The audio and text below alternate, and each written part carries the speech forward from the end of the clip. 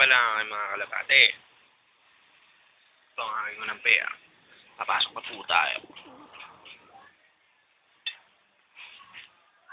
Ito yung lalaki. Ito yung babae. Military yan. RPAP. 1004. Ito naman tayo sa baba.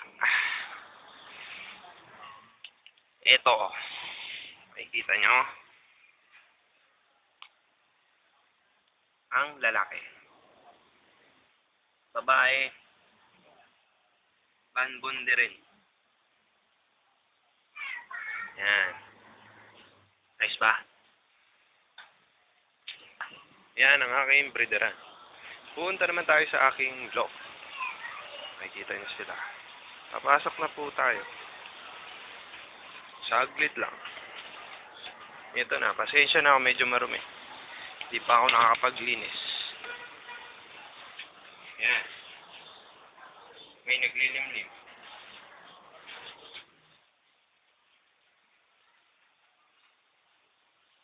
So, may personal van. Surigao. So, yung nakay ng itim kanina sa may breederan. Ito yung kapatid niya. Walang sing-sing. Ito wala. Ito yan. Ito, finisher ng apari. Ano? Taiwan. Ito yung full brother niya. Matanda sa kanya. Ito naman ang aking paboritong kalapate. Si Butterfly. Ito. Taiwan.